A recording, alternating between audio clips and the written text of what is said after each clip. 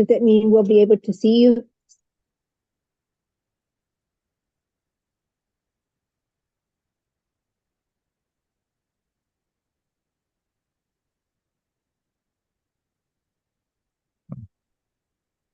I'm over here. Why is that showing?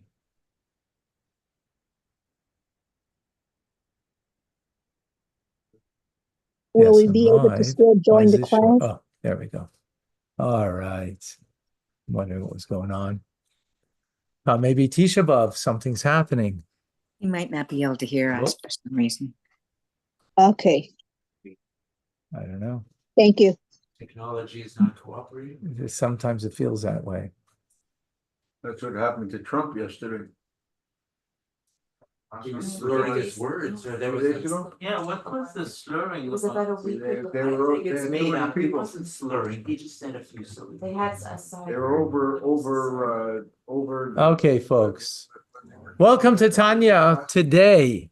I'm Rabbi Ronnie Fine, coming to you from Chabad Zich and Kadesh in Montreal, Canada, where it's a privilege and a pleasure to share with you the Tanya. What did I just say? Said Tanya.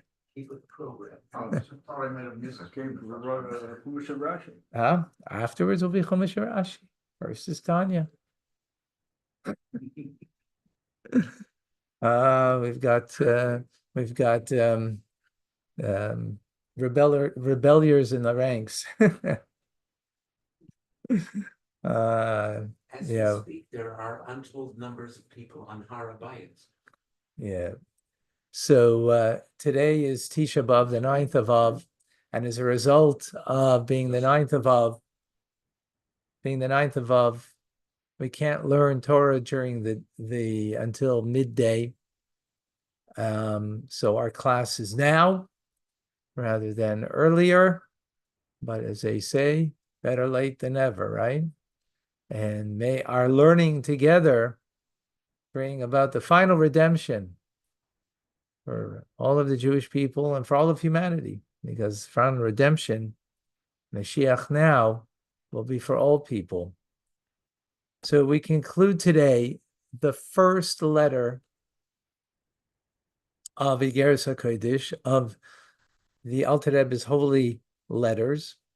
And in conclusion of this letter, he says that that he's put forward in the past a suggestion, and he says it's a twofold request of the Hasidic brotherhood, that those that are near or far in distance, that they should do the following. During the weekdays, by prayer services, someone who's a businessman, someone who is thinking about the exit strategy from prayers, should not lead the services.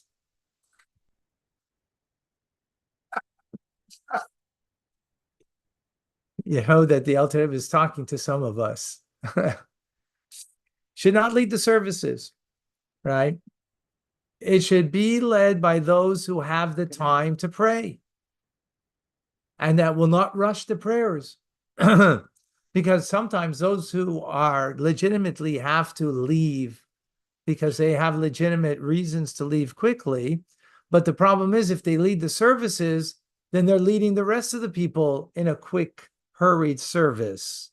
And the Alter Rebbe says it should not be done that way. It should be led by those who are teachers or those who are studying and supported by their parents, in order that the morning service should be, and back then, an hour and a half for a weekday service.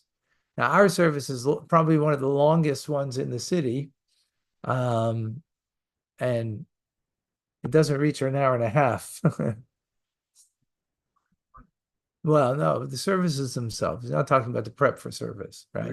We sometimes go. But sometimes we go over an hour. We go 70 minutes. Yeah. In any case, the one who does lead the service should be chosen by lottery or by consent of the majority of the congregation. And that person who is able to lead the service in a slow pace, or in a not slow pace, but not in a fast pace, should gather other people around them, so that will create the atmosphere of the prayer service, rather than that the prayer service should be an atmosphere of, a hurried one. This arrangement should not be changed. The Alter Rebbe says, I beg and beseech you. It says on Shabbos and on festivals, however, businessmen who are now not going to work and they do have the time and they have the opportunity to pray at greater length and devout concentration of the heart and the soul towards God in their prayers, they then they, as they have the duty then, because they can't do it during the week, they should also then lead the service, also by lottery and by the assent of the majority. They should lead the service likewise, because now they have the time. And Shabbos, being a day, there's kuli la Hashem, it's totally towards God. Shabbos, therefore, more time to spend in prayer. Those people can also be chosen. Moreover, he says, it should be made known that, God willing, my intention is, and listen to this, how serious it is, the idea of praying rather, at length, and others devoutly, that the Alter Rebbe is going to send spies. He's going to send spies to check on secretly to all congregations to find out and to notify that anyone who has the ability to pray at length but is slothful in their effort, they will be punished. How? By estrangement. How? That they will not be able to come and hear my words of Torah. And from that you can hear the positive message that those who will engage in prayer properly, they'll be more than welcome to, of course, come to the Alter Rebbe and to hear his words of Torah. Pleasant be the lot of those who hearken. May the blessings of goodness light upon them, and there is no good but Torah. So I don't have to really add too much to what the Alter Rebbe said about what it means to engage in prayer, and to which is a difficult thing, because the mind goes very much adrift in prayer, and it's very easy to feel that the words are redundant. But when you really do focus appropriately and you really do give yourself over to prayer, then you can feel the vitality, you can feel the sense of connection, but it takes a lot of effort. I'm not talking to anybody here but myself, so because I know it takes a lot of effort. It's not an easy thing, but the Alter Rebbe, says it's so important that those who can devote themselves must devote themselves. Any questions? Any comments? A short class. Prayer, but it's also public. Huh? There's private prayers that we do at home. But here he's talking about public prayer. He's talking about praying with a minyan, and the one who's leading the minyan needs to be an individual who will not be rushed, and others looking at the time of when I have to get out of here, in order that they can make it an appropriate prayer service. And every individual that in their prayers that they are devoting themselves. He's not sending spies to people's private homes, but he's sending them to congregations, right? So that was the context over here. Excommunicate them. No, he's not excommunicating them, God forbid. It says here he's going to. That they can't come and hear the words of Torah. Yeah, you have to say, this is the Alter Rebbe's Chassidim. There's no Chassid that did not, work on their prayers, knowing how important it is to the Rebbe, right? They definitely did. There's no question. And the ones that didn't, they probably didn't want to come hear his words of Torah in any case, right? Back in the day. They might be a little different, but that was back in the day. I don't know if it's all that different for people who are fully committed. I'm saying the Alter Rebbe's Chassidim compared to, and you had Chassidim, you had Chassidim. Those days there were less distractions. That's right. People didn't have phones, Right. for example. Back then, Alter Rebbe's Chassidim, just to give you an idea of the type of people we're talking about and the mental aptitude and the emotional capability that they had, was you had Chassidim that could sit 4 or 5 hours to meditate on one idea and be totally engaged in that. Like one idea, not many ideas, one idea. Okay, that idea had many roots, or many branches rather, it had to it, but they were capable of doing that, and not just 1 or 2 people, but many chassidim that had that capacity of being focused and meditating. So they didn't have the distractions, but they also had the mental aptitude that we do not have today in that manner. We have other ways of mental aptitude, but we don't have that kind of capability today. If we can sit and meditate for 2 minutes before we pray and think about God, that would be an amazing accomplishment today. The Rebbe, when he was told of a yeshiva student that he would spend 5 minutes a day, this is 60 years ago, 5 minutes a day in meditation before his prayers, the Rebbe stood up for him to his teacher when his teacher told him that's how enormous it is, because like you say, Shimon Levi, you're very correct in what you're saying. We have so many distractions. We are much lesser of a soul today in our capacity. We are more foot soldiers than we are head soldiers. So, and a foot soldier, though, has a certain uniqueness. And what's that? Is they can go into places where nowhere else can go into. They have that capacity. All right, folks. Have less merit than Thank you. former generations. Not necessarily that's what it means, but I guess we'd have to start All right. making I sure just everybody comes at the same time. yes. All right, folks. Thank time. you. We're going to now go to Chumash Rashi. Yeah, Thank you. that's Torah portion.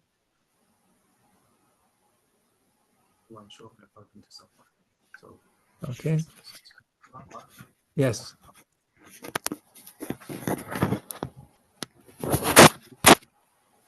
I mean, is that a question like is important that you need to have an answer? Huh?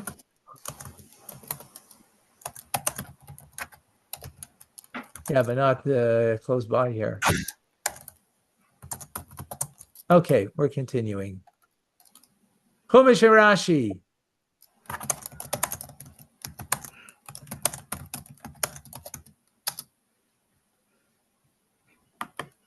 Very short. Today, we are chapter 4, verse 41. There's, where were the books on the table here? Sir? No, do you want to go, where are the Chayenos? Oh, You want to go to Mendel? Yeah, oh, there they are. Yeah, okay. Thank you.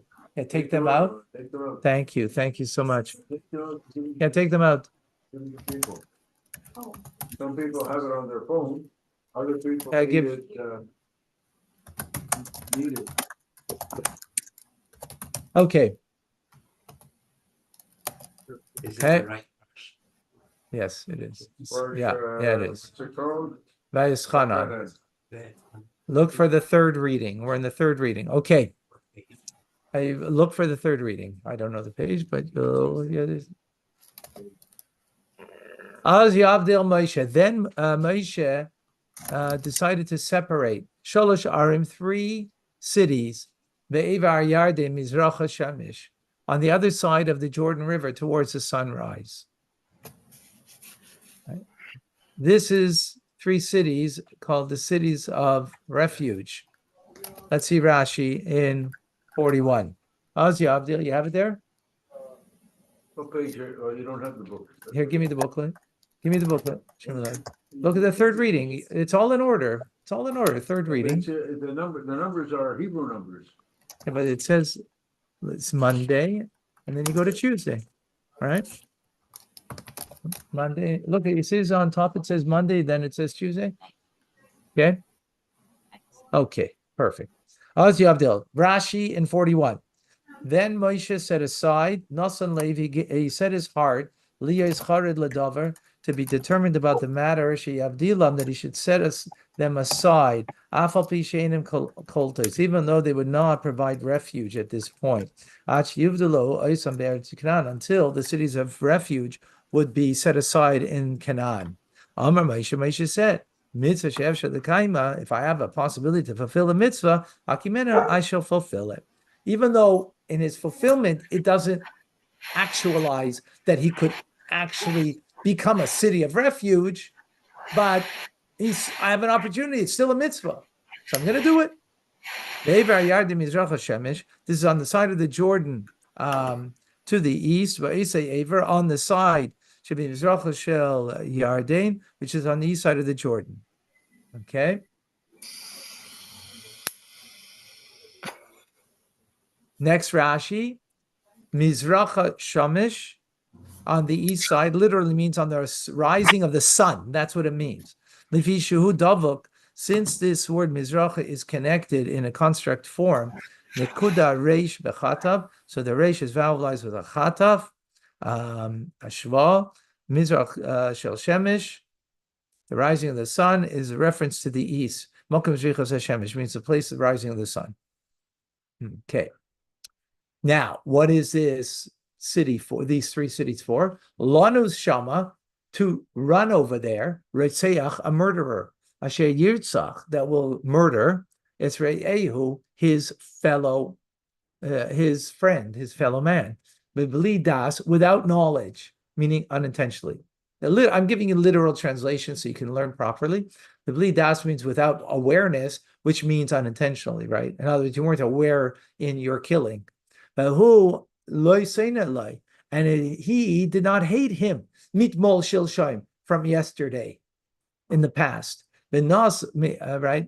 El achas mina arim ha'el v'chai benas, and he will flee el achas till one mina arim from these cities ha'el these v'chai, and he will live. So if someone who kills unintentionally somebody, he can go to one of these cities. These are called cities of refuge as a result, right? Because they now serve as a refuge for that person, right? Is that clear? Ves Betzer Bamidbar Be'eretz Mishor, and Betzer in the desert, Be'eretz Mishor in the plain country, meaning on the flat level, Le Ruveni, for the Reubenites, for the tribe of Reuben. Ve'ez Ramos, in other words, Betzer is a city, right, in the desert, that will be for for the tribe of Reuven, that they will have their a city of refuge. There's Ramos beGilad, and Ramos is in Gilad, Ligadi, for the tribe of Gad. There's Golan beBashan, Lemenashi, and Golan is the city in Bashan for Menashe. Right. So I don't think we have the names of the cities here.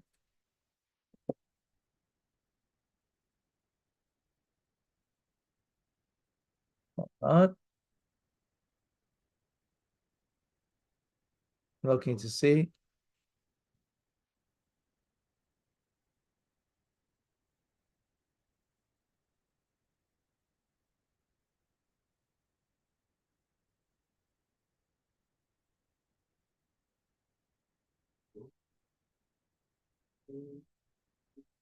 Okay, look here.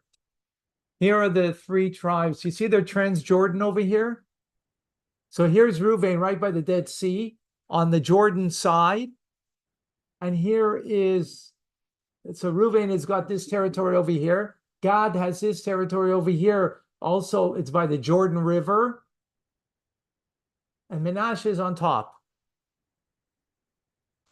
So this is all modern day Jordan, where these 2.5 tribes find themselves. And these are the 3 cities of refuge in that area. Got it? Okay.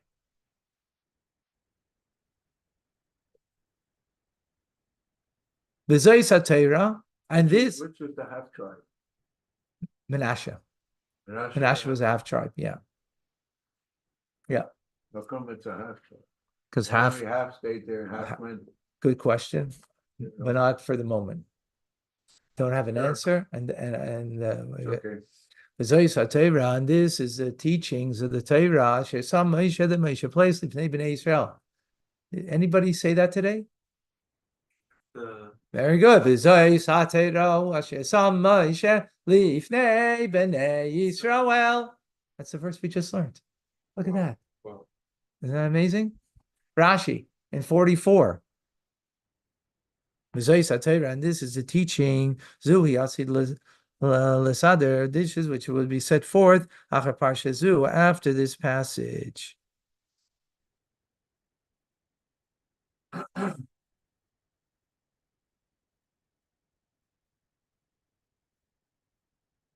Okay.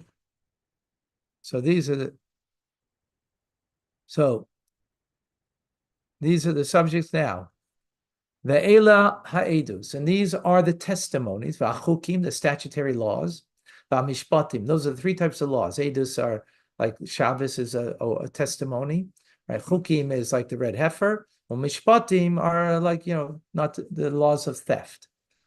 Ordinances, as they're called. The Mishpatim Asher Diber Moshe, that Moshe spoke El Bnei Israel to the children of Israel, but Teisim in Mitzrayim when they went out of Egypt. Rashi, Ela Edus in 45. Yeah. Ela Edus, these are testimonies that Moshe spoke. Haim Asher Diber. These are the very ones that he spoke with Teisim in Mitzrayim when he went out of Egypt. Now he went in and is teaching them again. Right? This is the book of Deuteronomy, which means in Latin, second teachings, right? It's a repetition of everything that happened that he spoke to the Jews as they went out, when they went out of Egypt. So now he taught them again, Ba'arvis Moav, in the plains of Moav, because that's where they are right now, right? In the plains of Moav.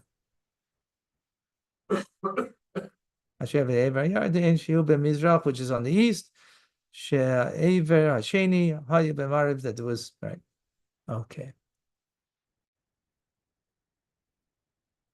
46, Be'ever Yarden, on the other side of the Jordan, Bigai, in the valley, Mul Beis Pa'or, opposite Beis Pa'or, Be'eretz Sichon, in the land of Sichon Melech HaMoiri, who was the king of the Amorites, what they defeated, right? And that's where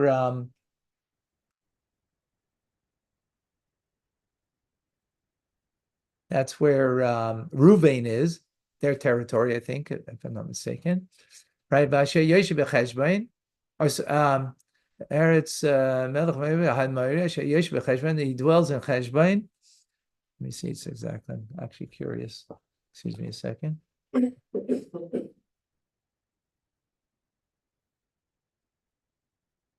Yeah, that's where the Reubenites are. Okay.